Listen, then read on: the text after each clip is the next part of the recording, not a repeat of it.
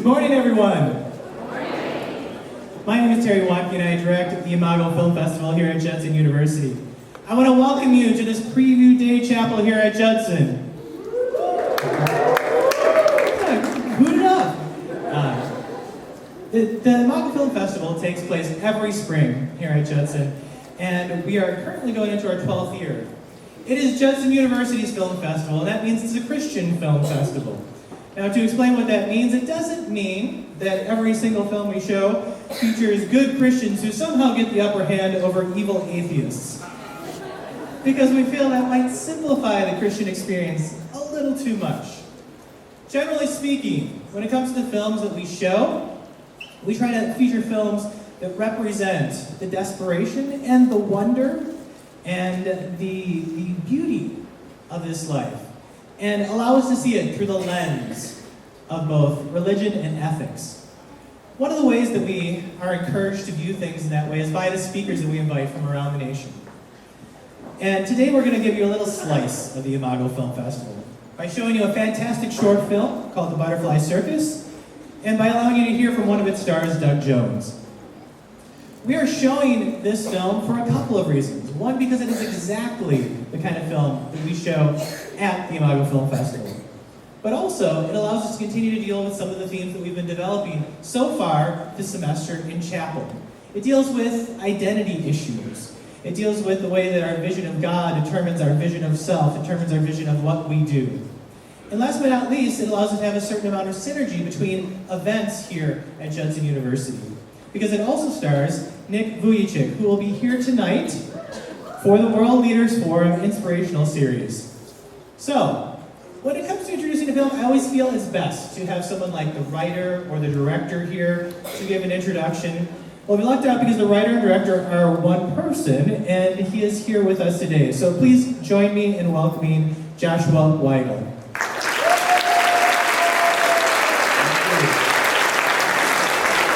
Thanks, Terry. Actually, my wife Rebecca is another component to the writing. She and I wrote the film together and produced, and I directed it. First of all, just thanks, Terry, for doing this, for bringing us out here. It's exciting to be here. I can't see anyone, but I think there's a full room, these lights, so thank you guys for coming out. My biggest experience with Chicago was the Blues Brothers up until now, so this is good. I'm excited to see that you guys are here. This film is the product of, actually, first of all, how many people have seen it by any chance? Okay, good. That's great. So it'll be new for a lot of you. This is a product of a lot of prayer, a lot of time hoping to be developed as an artist. It wasn't something that I set out to do with my wife for a lot of years because we really wanted to be ready in every way possible. So it was a number of years when we were in LA before we decided to start making short films.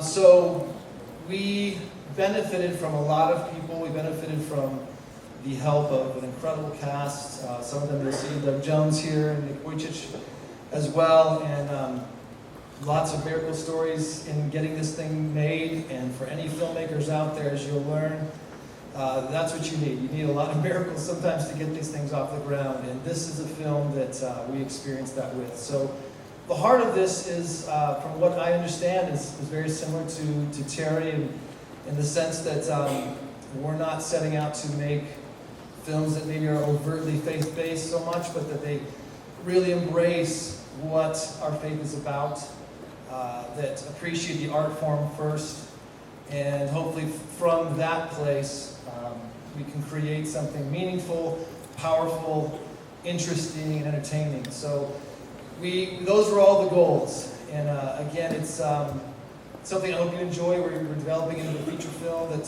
will hopefully get into production in the next year or so. So keep that in the back of your minds. But again, thank you guys for being here, and I hope you enjoy this.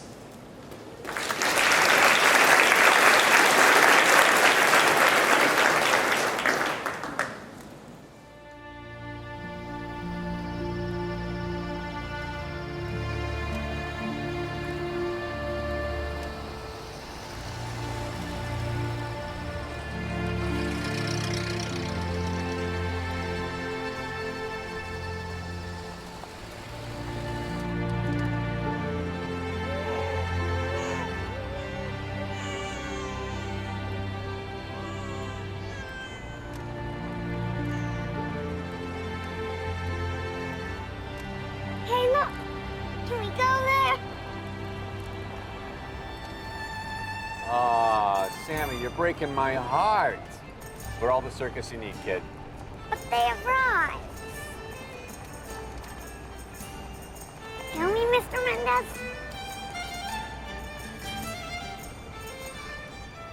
Why not?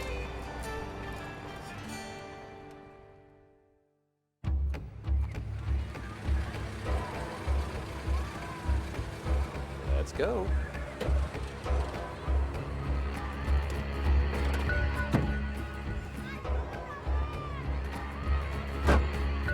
Okay, boys, time to get me a date with the bearded lady. Who's with me?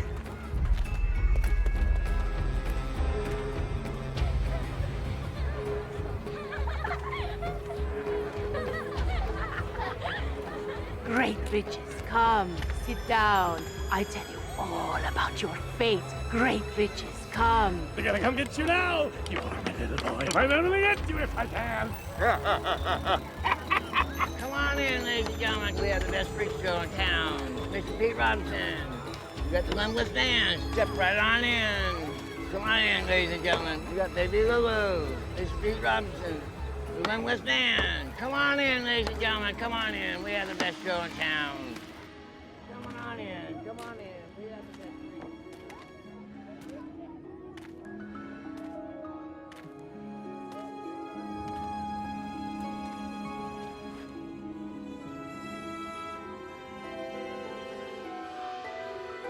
Not unlike a large heifer, she's a woman of extraordinary weight who has a peculiar appetite for whole chickens. Now, down this way. The painted man, whose world travels can be seen on every inch of his body, from head to toe. And now, ladies and gentlemen, gather in. A perversion of nature. A man, if you could even call him that, whom God himself has turned his back upon. I give you the limbless man. Look at that. Look at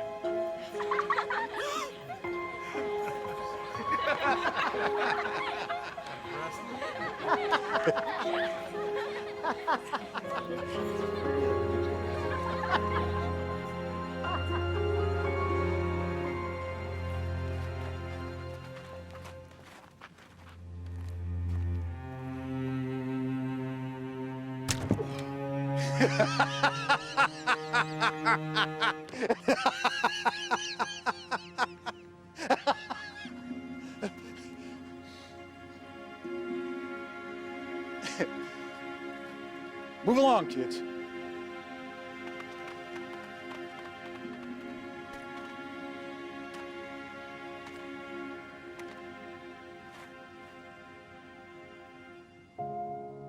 You are magnificent. Hey, get away from him! What's the matter with you? It's all right. No harm in it. My fault. Maybe I got a little too close. Eh, friend? You have a good evening now.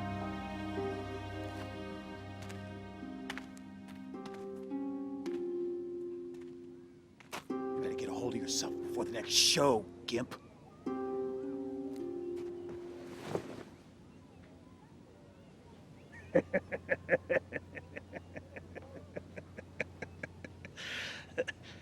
Real nice, Will. Seems you changed your mind about joining one of them fancy shows. Huh? What are you saying? Don't you know nothing? That was Mendez. You just spit on the showman from the Butterfly Circus. Butterfly, butterfly. You kill me, Will. I'm hungry. I'm gonna get me some cotton candy. A man, if you can call him that, whom God himself has turned his back upon. The limbless man.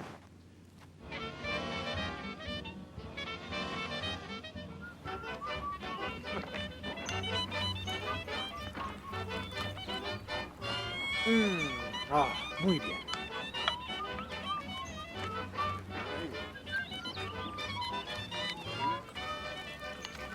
Boss. Good morning. Buenos dias. Buenos dias indeed. It's going to be delicious. Yes. May I have this dance? Thank you so much. Poppy.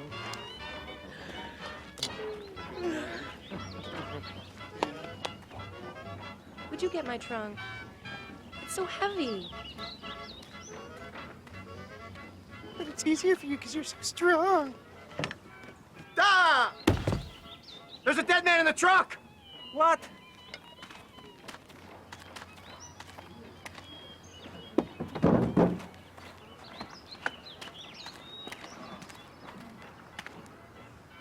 Well, now, look at this.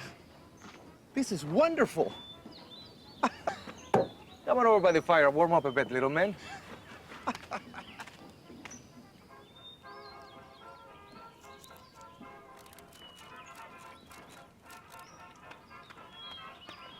I'm Sammy. What's your name? I'm Will.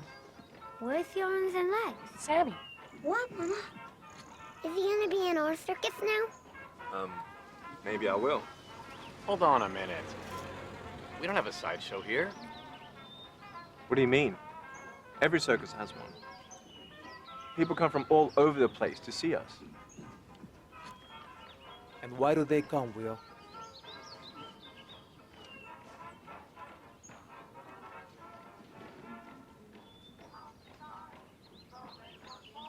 But yours could be different. No. There's nothing inspiring about amazing perfections on display. See, Will, we're happy you're here.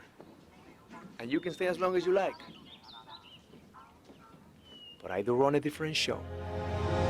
And now, one of the greatest displays of human contortion ever seen.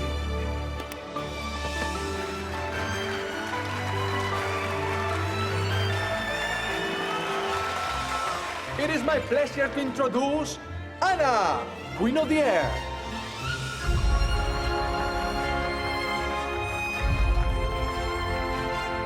And the strongest man you'll ever see.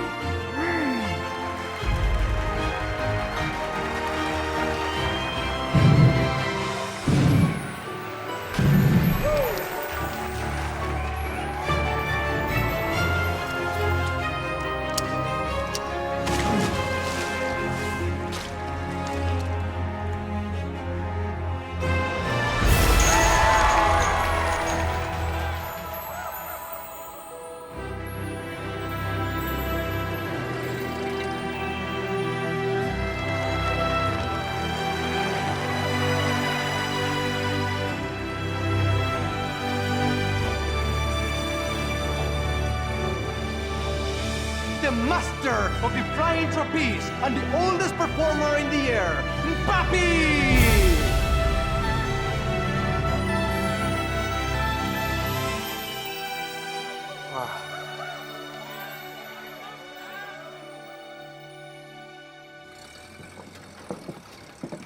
See you at the fairgrounds, 2 days only. Come on by, Butterfly Circus, 2 days only. How do? My boy here would sure like to say hello to the strongest man in town. Well, I'm Sugar Daddy's stronger, but I'd make a close second.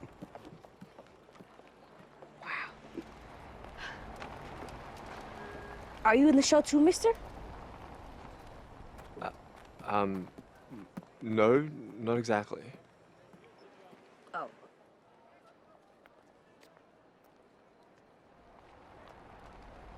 We best be going now. Thank you kindly. You bet. Wow, did you see that, Dad? I'm gonna be the strongest man in the world someday. I'll be just like that man. I'll lift anything I want to. Yeah, boy, you can do whatever you want.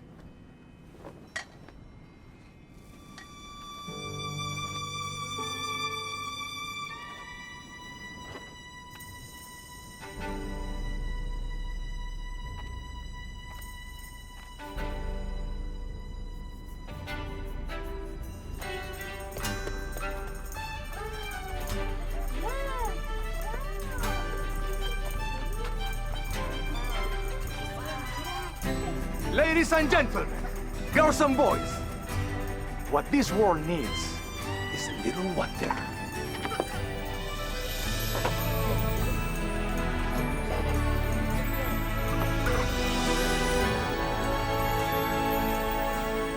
Look, Mama, I'll take it.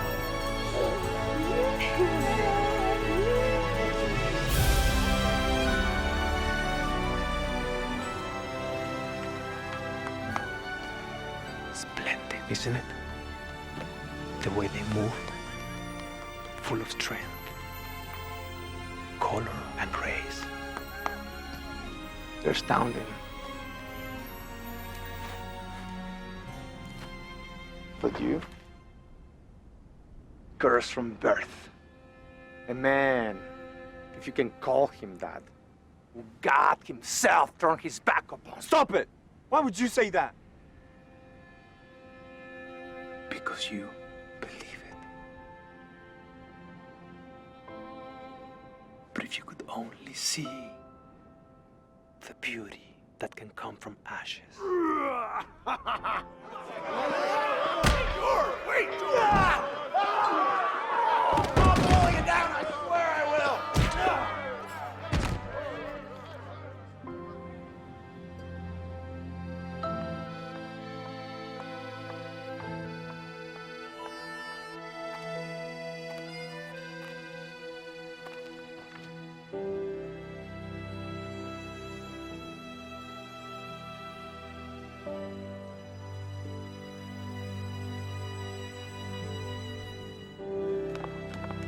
Your problem now. You're no good to me, so get out.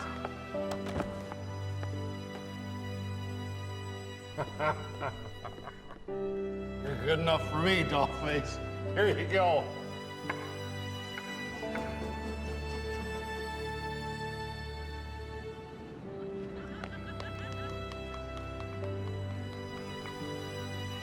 But they're different from me.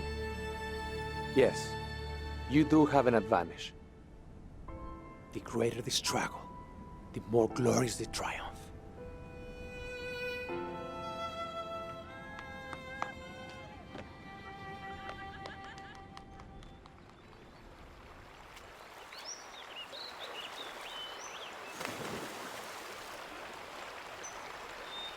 I can't find my caterpillar. Where is he? He's right there. In the cocoon, see? He'll be fine.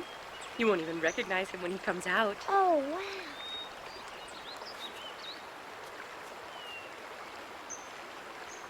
Hey! Hey, George!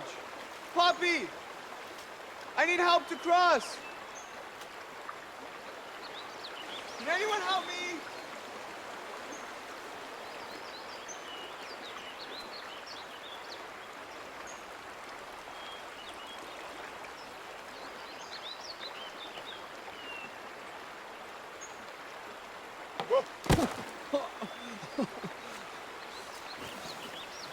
Hey, George! Can you help me? Hey, where you going? What's the matter with you? Just gonna leave me here? I think you'll manage. What? I guess I'll just magically get up, huh? Hey, George, Puppy, how's the water? Time for a swim.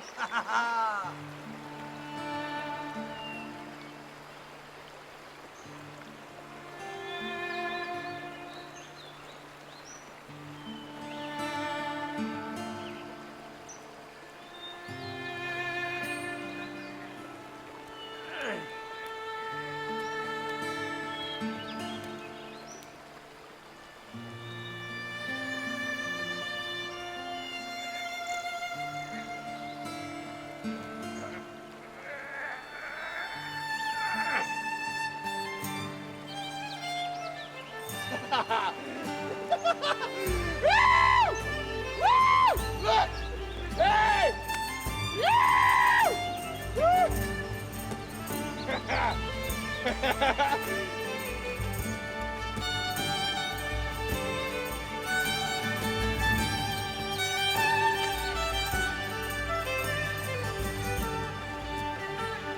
Whoop!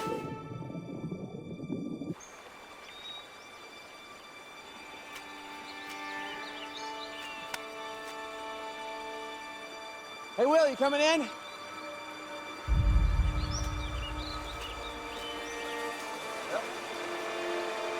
Hey, Big Will, come in! Hey! Will!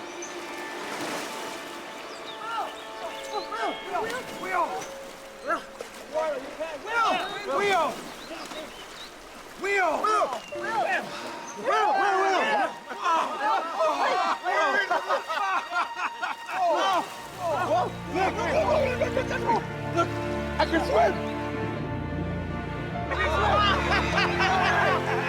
Looks like a barrel of moonshine. Come here,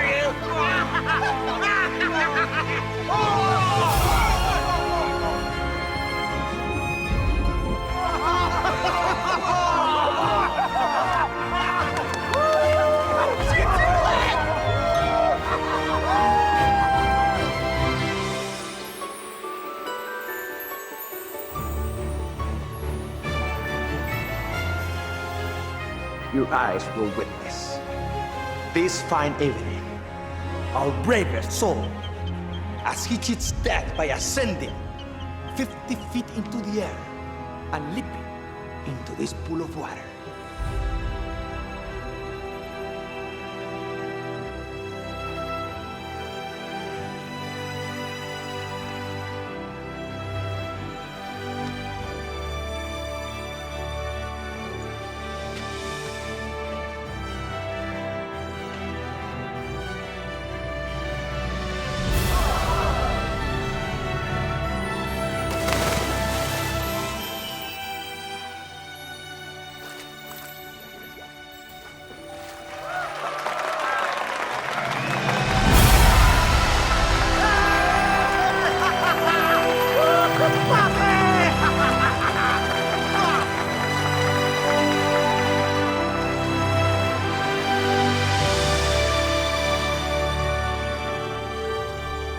Let's go see what he has to say.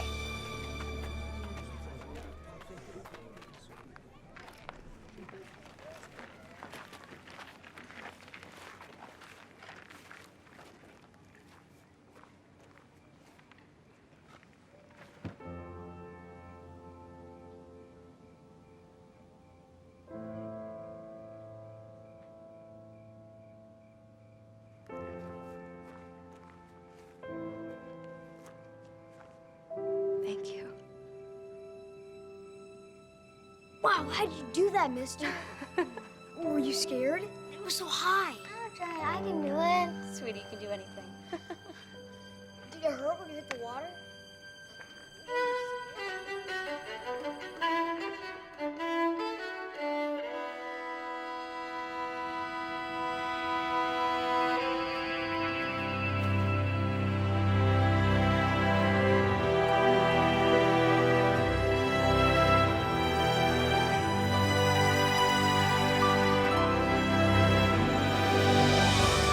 There he goes, Sam.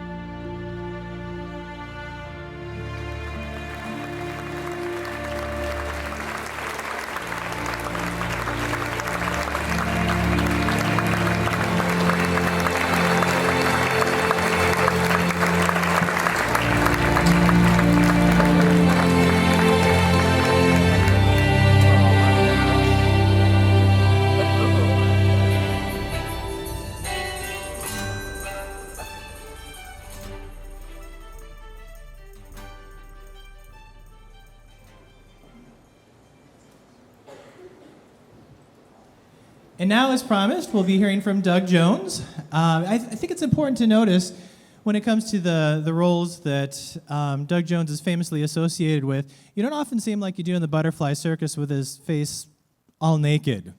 Very often, he's wearing makeup and prosthetics, famously associated with characters like the Silver Surfer from the Fantastic Four, Abe Sapien from Hellboy, Pan and the Pale Man from Pan's Labyrinth, and soon to be seen as two different ghosts in the upcoming Crimson Peak. I think it's important to note for someone who plays so many scary creatures, he's one of the nicest guys you'll ever meet. Please join me in welcoming Doug Jones.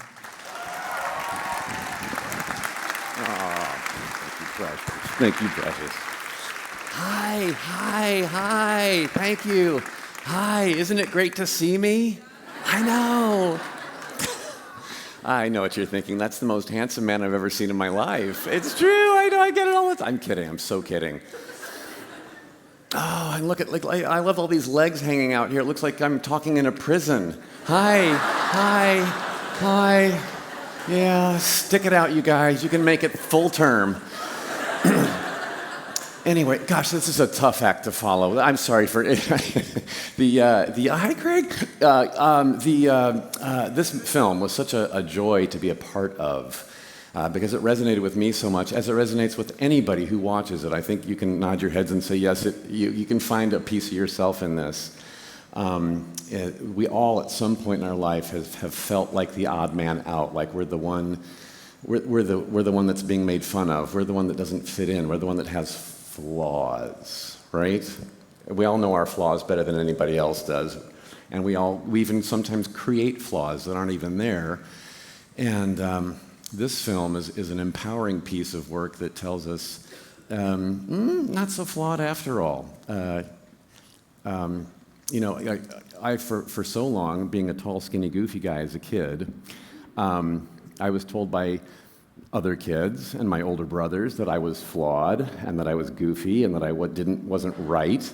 And I believed them, much like the showman told little Will, that God himself has, and Will's like, why would you say that? Because you believe it. I spent years and years of my life believing these lies that I was being told by myself and by others, and not realizing that, thank heaven, one day, as the showman leaned in at the beginning when he first meets Will in this film, that's the crux of the film for me. That's the face of God looking at me personally and saying, you are magnificent, right? You are magnificent. Take that in today. That's your takeaway for the day. You've been made in God's image. We all have. Even if we have no arms and no legs, that's God's image for him, with a specific purpose and a reason for being born as we are, right? So, of course, me, being 6'3" and 140 pounds, there's a reason for that, really? There's a purpose for that? When I was a junior high, seventh grade, whatever, I was almost this tall and I weighed 20 pounds less, if you can imagine that. And I would lie in bed at night, something like this.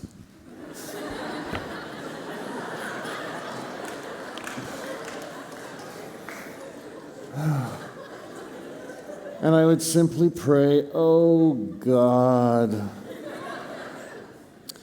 please make me normal. And as you can see, sometimes his answer to prayer is, oh no. Which I was angry about, of course. As you saw Will spit in the face of what the God figure was. You are magnificent, right? I did that, right? So, shame on me. I didn't realize that there was a purpose for being what I am and who I am. Until later, I developed a sense of humor and a defense mechanism for if people were going to be laughing when I walked into a room, I wanted to control that laughter. So I would do this, and okay, now I know why they're laughing, not just because I look like I do or whatever. So that kind of led into going on stage and getting gratification from an audience, from whatever. And so I was drawn to the show business, to be an actor. And now, years later, I can see, in hindsight, I can see what that purpose and what that reason for being was, When the Creature Effects makeup people got a hold of me in Hollywood land, here I come, this tall, this thin, with a mime background, right?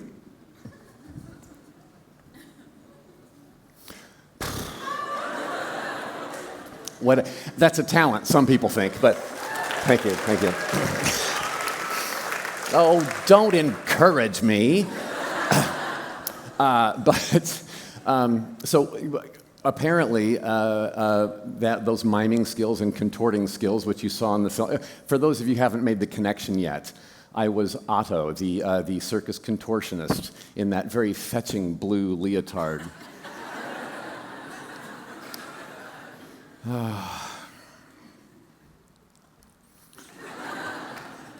And with that bendable, posable, flexible control and the mime background, with my body trained to communicate without verbal dialogue, and being as tall and skinny as I am, the creature effects makeup people in Hollywoodland found that very appealing, to build things on without getting too bulky, and then to have a performance element to it that I could maybe project some character through those layers of foam latex rubber. So, right? There is a reason for latex that had some purpose to it. So I feel very, very blessed to be standing here now with a 30-year career behind me that really did.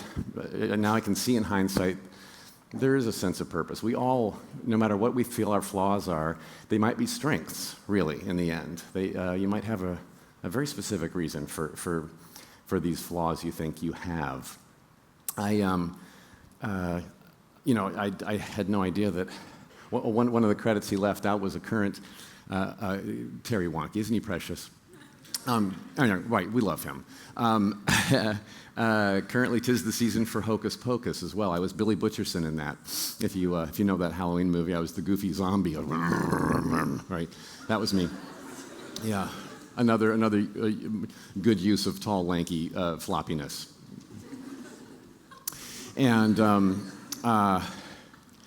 so there was a time, and now once I had owned and realized the beauty that God had created in me, then that can go to another degree as well, which happened around 2007-ish.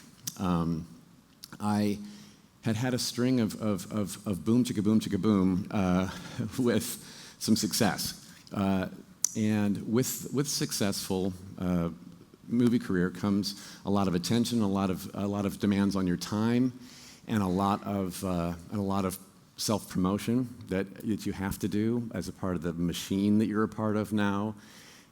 So for a time there, I was very caught up in being Doug Jones.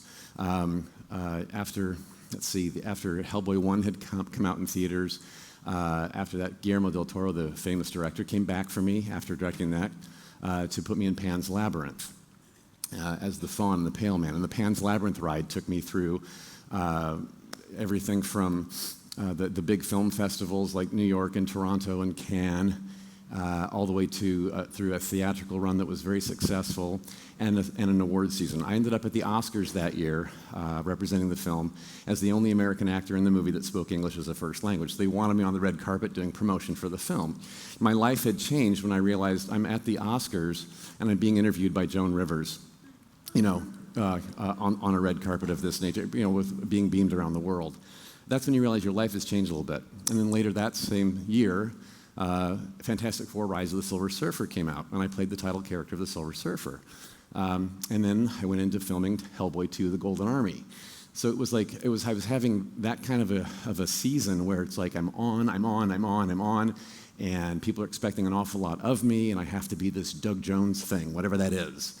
And so after filming Hellboy 2: The Golden Army, it was about 6 months in Budapest, Hungary.